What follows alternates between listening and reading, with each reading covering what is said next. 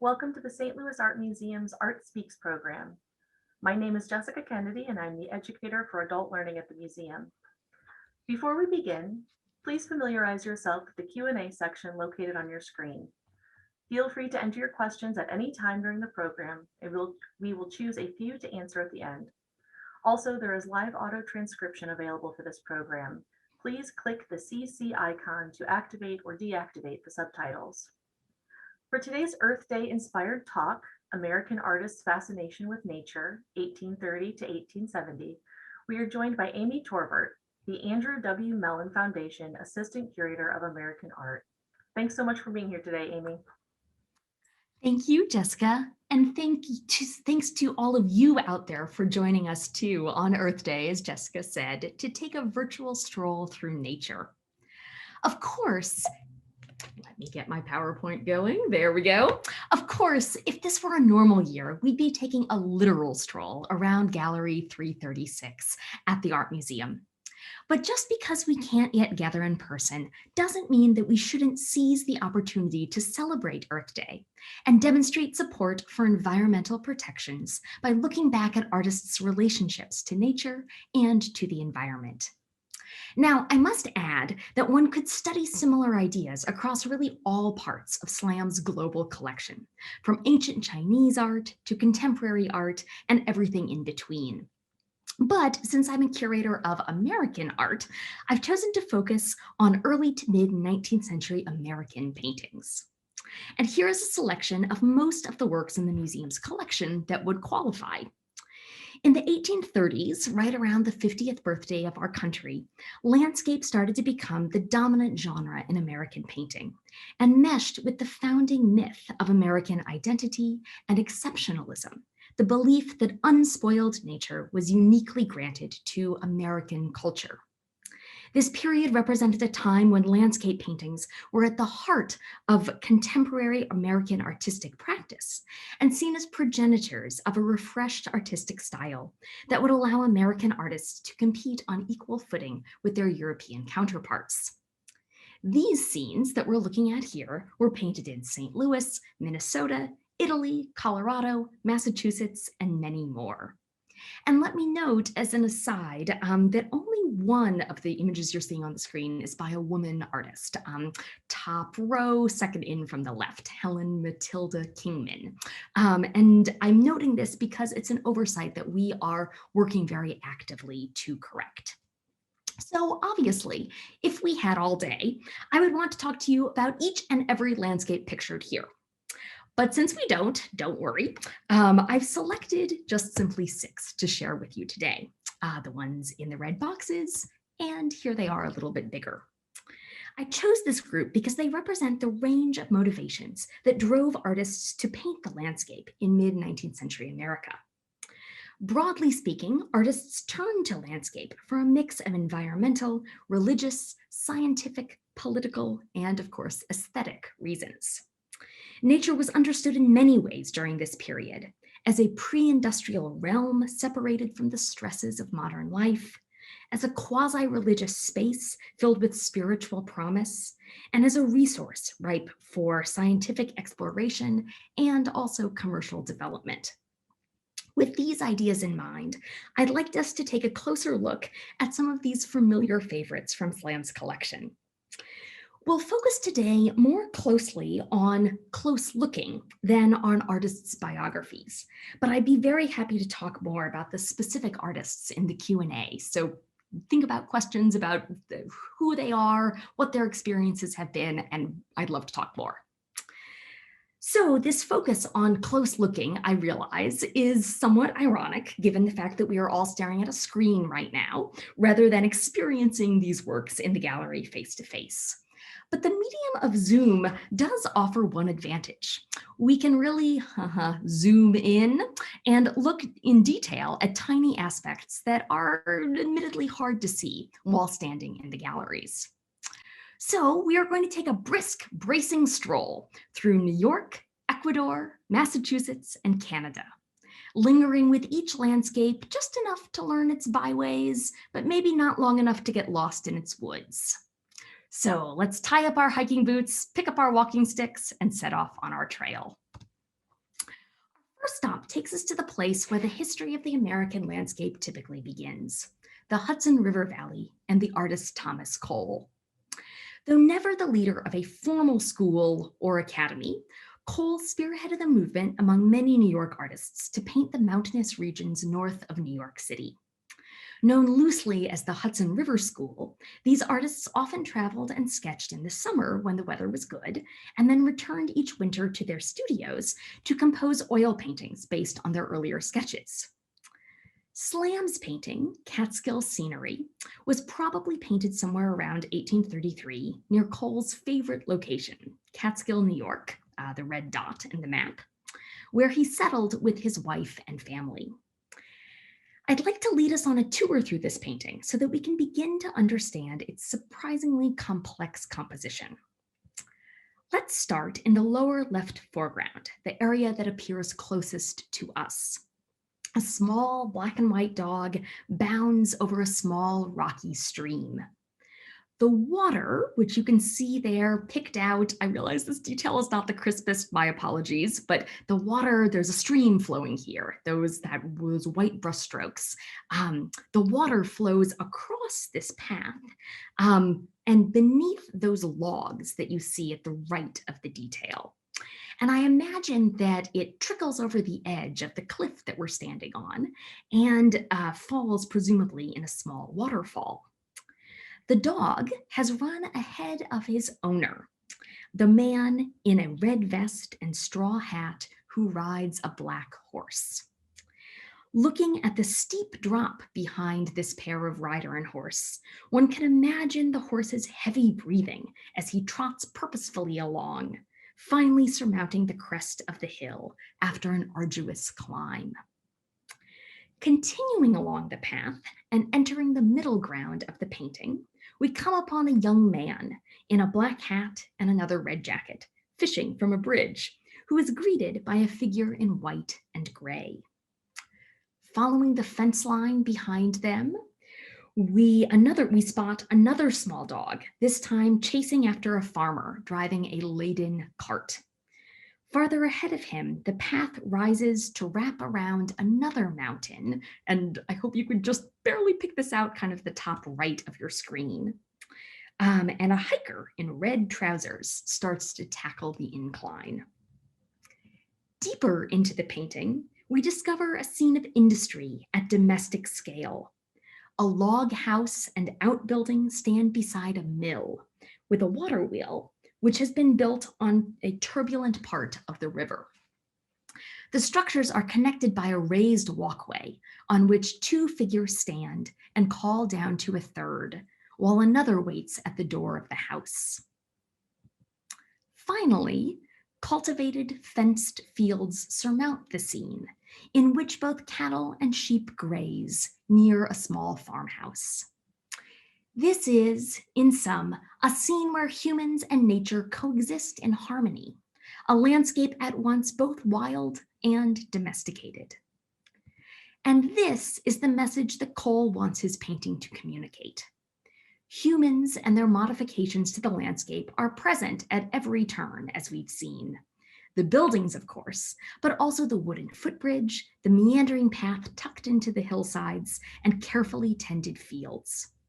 Yet wild, untamed nature also remains in the forests that crown the mountains, the craggy rocks that tower over human constructions, and the sparkling water in the foreground that rushes, unconstrained and unbidden, across the path. Just a few years after painting this work, Cole took a walk from his home in Catskill Village to see a railroad line that was being constructed nearby. Upon returning home, he wrote in his journal, quote, "The walk was still lovely. Men cannot remove the mountains, and he has not yet felled all of the woods, and the stream will have its course. If men were not insensible to the beauty of nature, the great works necessary for the purpose of commerce might be carried on without destroying it. But it is not so. They destroy whatever they touch," end quote. Earlier that year, Cole had written the first foundational text on American landscape painting, which he titled Essay on American Scenery. In it, he laid out his vision of the American wilderness as the source of pride, spiritual uplift, moral value, aesthetic rapture, and above all, the nation's unique and special identity. He ended the essay with both a lament and a warning, writing, quote, "I will now conclude in the hope that the importance of cultivating a taste for scenery will not be forgotten. Nature has spread for us a rich and delightful banquet. Shall we turn from it? We are still in Eden. The wall that shuts us out of the garden is our own ignorance and folly." End quote. As an immigrant to the United States, one of Cole's most enduring gifts to his adopted country was his ability to view it afresh, and his demands that his fellow citizens take pride in their landscape before it was too late. Other artists, like David Johnson, certainly listened. When Cole died suddenly and at quite a young age in 1848, he was already recognized as the father of American landscape, both the leading theoretician and practitioner of this artistic genre, and a promoter of a new appreciation of nature, along with writers like Henry David Thoreau, Ralph Waldo Emerson, and William Cullen Bryant, to name just a few. The next generation of artists, which included the New York-based David Johnson, whose painting we're seeing here, looked to Cole's writings and paintings for inspiration. This fact partially explains this unusual portrait of a tree as seen from a worm's eye view. A massive, majestic cedar, scarred by peeling bark and bristling with ungainly branches, rises dramatically across this small canvas. It is not one of many trees in a forest or a grove, but an individual tree, a portrait of a central actor, all by itself. The tree contains a dynamic tension within itself between balanced forces, as its roots dig down into the soil and its branches tower overhead.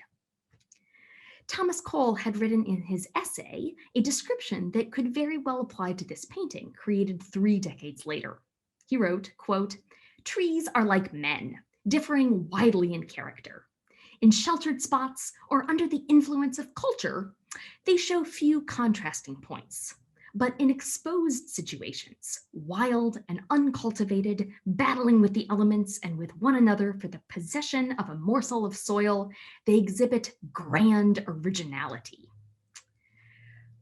Johnson not only recognized this tree's originality, but also sought an unconventional, wholly inventive viewpoint.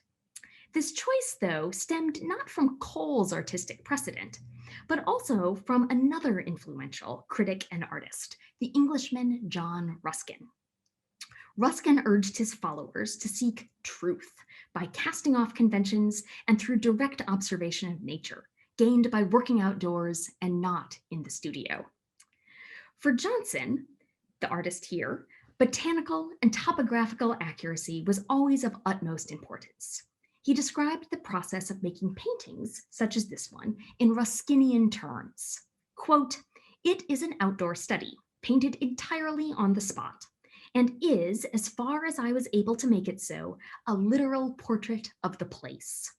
I placed my easel there and went to work earnestly to find out how Dame Nature made things, divesting myself of all thoughts of picture or studio effects." Our next artist, William Trost Richards, followed Ruskin even more passionately than Johnson. As this painting's title informs us, we have landed in the Adirondack Mountains, north of Albany in upstate New York. Unlike Cole's landscape, there are no signs here of humans, of cultivation, or of settlement, only geological time and the passage of eons. A clue to Richards's admiration for Ruskin comes from the presence and precision of the rocks. Ruskin's artistic curriculum insisted on long hours spent humbly learning from nature and building descriptive skills. One of his first exercises for his students involved drawing a small rock, recording its texture, color, and form with the precision of a geologist. Richards was intensely interested in the study of geology, as visualized by his careful, precise depiction of the eroded and fissured face of the mountains. The water that caused these crevices to develop over centuries collects at the base of the mountain in a lake, which in turn empties into a waterfall from which a spray rises in the foreground of the painting.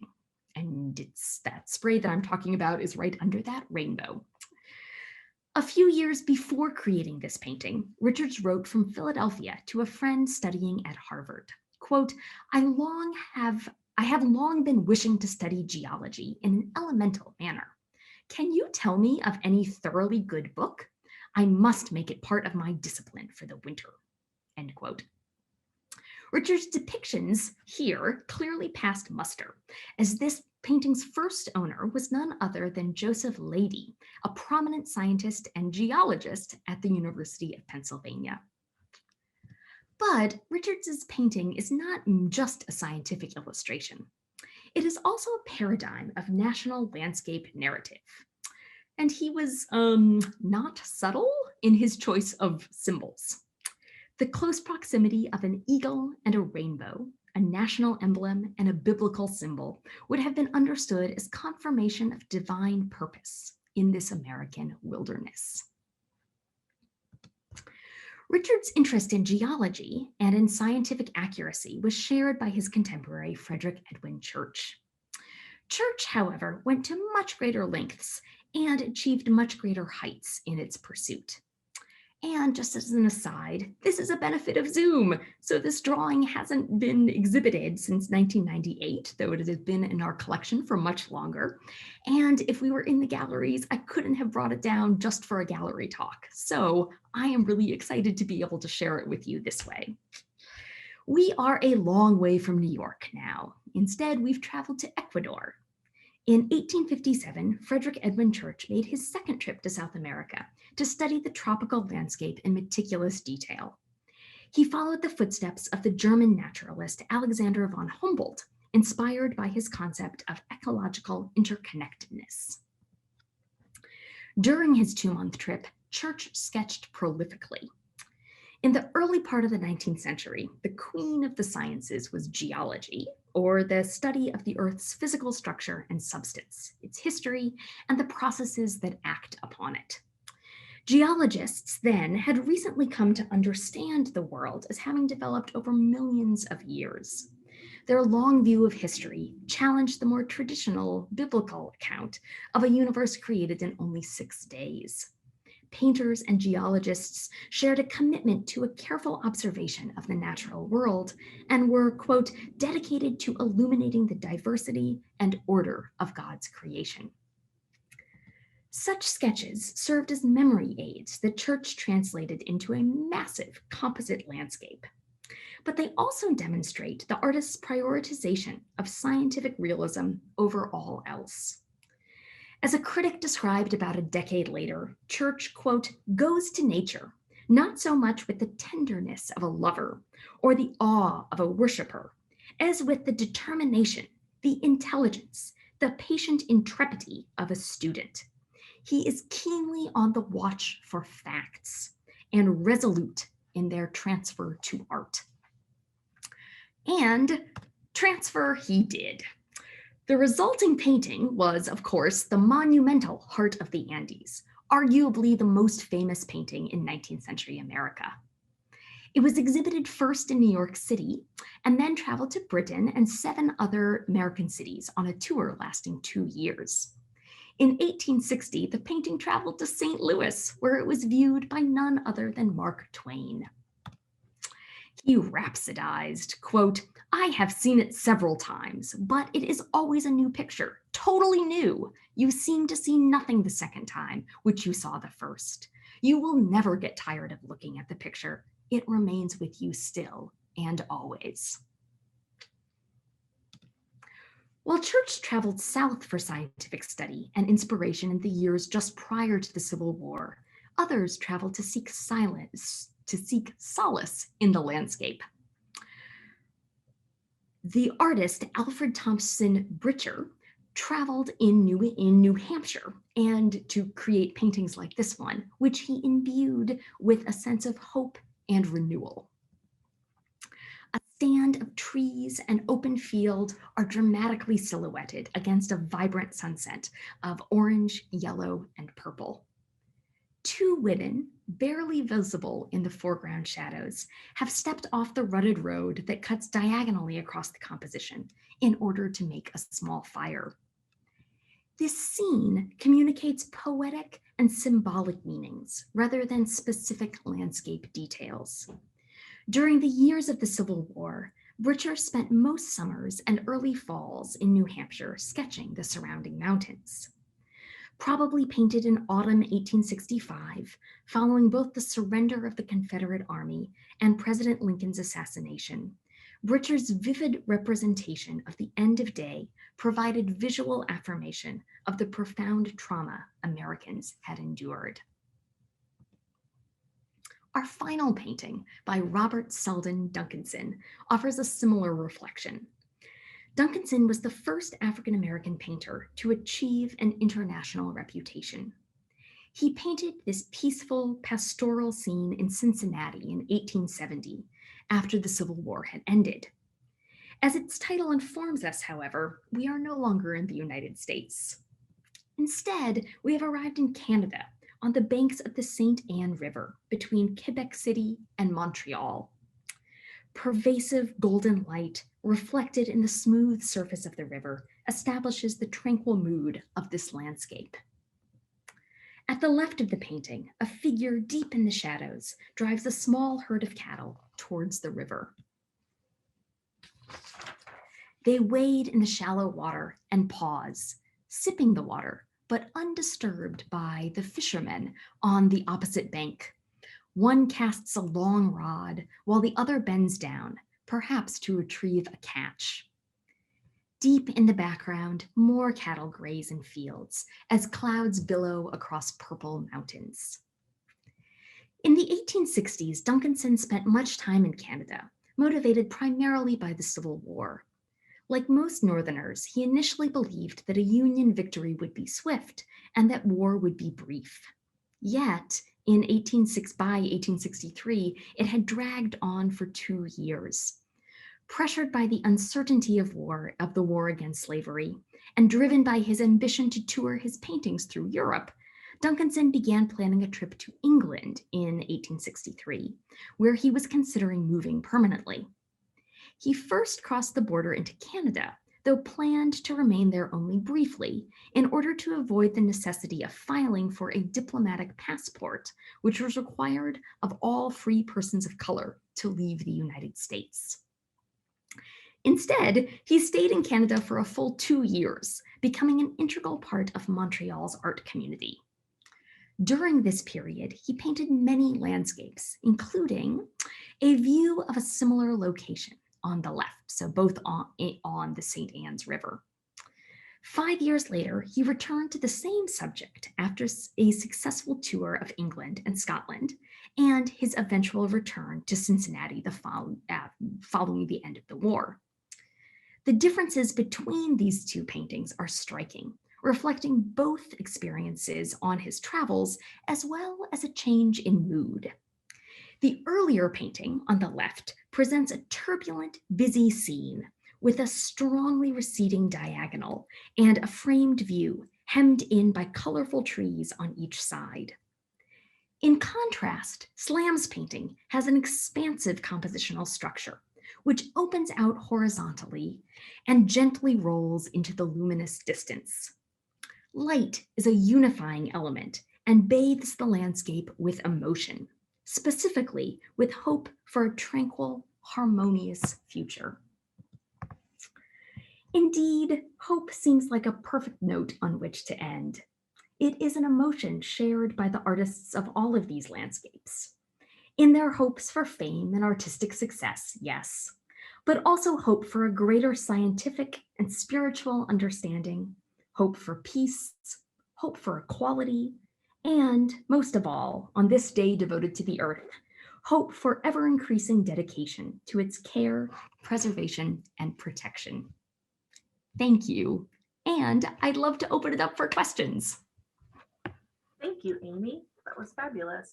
So we don't have any questions quite yet. So if anyone has a question, please enter it into the Q&A section, and I will read those as they come up.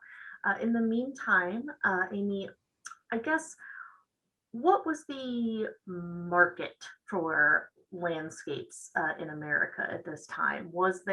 Did anyone, you mentioned the geologist who owned the one with the rocks. um, So many. yeah, so many rocks. Did people ever commission landscapes? Yes, yes, Oh, yes. So it really was, I mean, landscape paintings really were the dominant genre in 19th century American art, starting in the 1830s and really running probably through the end of the century. Maybe dying off a little in the Gilded Age. So yes, there were huge markets. I mean, many people did commission landscapes. And certainly would buy them. Well, I mean, many people would buy them on their travels, right, as souvenirs to bring home of a place.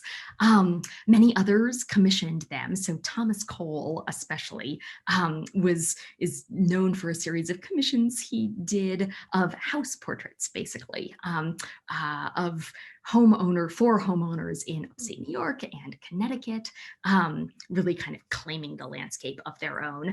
Wonderfully, one of those images I flashed by in the big group up front is a house portrait of our own at SLAM. We received as a gift a couple years ago a portrait that a family had commissioned of their house and estate in Potosi, Missouri in the 1840s. So not only, I mean, these landscapes that we've been talking about really did have an East Coast focus, but the desire for landscapes spread across the United States. It was like the booming market, and especially in prints. I could go on for a long time about that.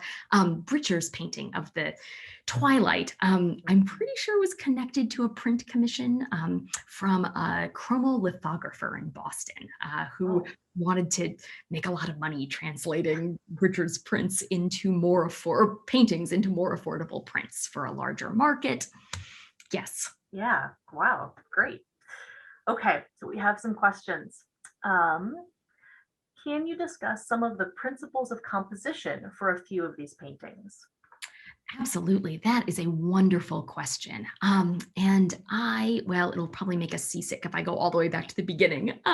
So if we look at Thomas Cole's painting, so top kind of center, it's a really good demonstration of this. So artists worldwide, or at least circumatlantically, in the early 19th century, and really dating back a century before that too, looked to earlier artists to learn compositional principles, and especially the 17th century artist Claude Lorraine, who really established a compositional formula. And it was generally to have a framing device in the front of the composition in the foreground. So a tree or that hillside that we see in Cole's painting. So something to kind of capture and contain the scene. Typically, there was also a foreground in a part of the foreground, the front of the painting, that invited the viewer in. So somewhere where you could imaginatively step into the painting instead of just kind of dropping off into nothingness. So that was the foreground. And typically the progression of light in a painting was from dark in the foreground to kind of shadowed, semi-light in the middle ground, and then very light in the background. And so that progression helped lead one's eye into the space. And it was also helped in ways that Cole's painting does by paths that would kind of meander around, leading your eye from portion to portion to portion. It also, in an American context, and I mean, maybe other nationalities too. I imagine this probably applies in Britain also. But there was also meaning imbued into this compositional formula. And that was, in the case of Cole, generally the progression from foreground to middle ground to background wouldn't only follow dark to light, but it would also follow less cultivated, more wild in the foreground, and then a very cultivated section in the middle ground showing kind of what humans could do. And then in the background, again, slightly more wild, but in less detailed ways. So suggesting kind of what humans can do to the land and then what they will continue to do to it, kind of moving forward in time. Good Awesome. question. Yeah. Okay, so I think I've got at least two more. We'll see on time. So the first, did any of these artists come into contact with foreign artists like French Barbizon pre-impressionists such as Corot, British artists like Constable, or Dutch landscape artists of some time earlier? What were their influences? Oh my gosh, great question. Do you have all afternoon? Sorry, we do not. Good for Jessica to keep me honest and on track. Anyway, really good observations. And I mean, the short version is yes, like all of those influences you saw are at play here. Who was it? I should remember this. There was one of these artists, I'm so sorry that it was Duncanson, who was especially influenced by the work of Corot. So all of these artists, I should say, is this right? Did David Johnson do this? Maybe I shouldn't say all. Cole and Church and Duncanson spent significant time traveling across the Atlantic Ocean. And so they were all very deeply saturated and knowledgeable about what was happening in England and in France, especially. And so Duncanson looked to Corot as an inspiration and wrote about this at length. And your connection of Cole to British artists like Constable, or even, not that you can really see it here, but Turner is also kind of in the background of a lot of these in terms of light, was actually the subject of a fabulous exhibition. I'm going to do show and tell, a fabulous exhibition at the Metropolitan Museum of Art a couple years ago called Thomas Cole's Journey Atlantic Crossings. So really making connections between him and both earlier artistic traditions and then also contemporary traditions. Great. Okay, so this is our last question. Mainly because I feel like you are going to be able to talk about this a bit. Is David Johnson's study of the cedar and his desire to paint on the spot a bit of an exception for the time? In other words, did the majority of the painters of the time simply do sketches on site and then complete the paintings in studio? Might nearer capabilities of photography also have aided some? What a good question. Yes, you're right. It definitely is an exception. Although it's interesting, right? So I mean, my date range that I picked, so 1830 to 1870, is a little, what's the right word? Like, I wanted to talk about Duncanson. It's in 1870. That helped me set that end date. So I say that because Johnson's painting is a little later than, well, not the Duncanson, but the other ones on the screen. And so it is an exception. So he's painting this in 1867, but he starts painting in this way really in the late 1850s, early 1860s. And so it is a bit of an exception then. He was that was right around the moment when Ruskin's ideas and writings were starting to come into greater knowledge. People were more knowledgeable about them in the United States. Ruskin had published his books in the mid to late 1840s, but it took a little while for them to come over. So Johnson in the 1860s could have been seen as connected to this group of Ruskinians who all went out into the landscape. But they, more times than not, focused on watercolors rather than oil paintings, because it's a lot easier to carry along a box of watercolors and a piece of paper than it is to carry along a canvas. So this is a long rambling answer to say yes, he was not like wildly exceptional. One can point to a lot of other examples, but certainly in terms of people who worked, I should have mentioned this, he also worked in styles that were similar to Duncanson or to Bridger. And so the fact that he was kind of carrying on his traditional landscape painting practice, where he would go out, make sketches, come back to his studio and paint, while also doing this on the spot oil painting, I think we could see as exceptional. And certainly this painting, right, is just a knockout. We love it. It was a recent acquisition that Melissa Wolf, my colleague, purchased for the collection. And it's just such an unusual way to see a tree. Right, yeah, this one always stands out to me a lot just because it looks so modern comparatively. I mean, It really does. yeah, yeah.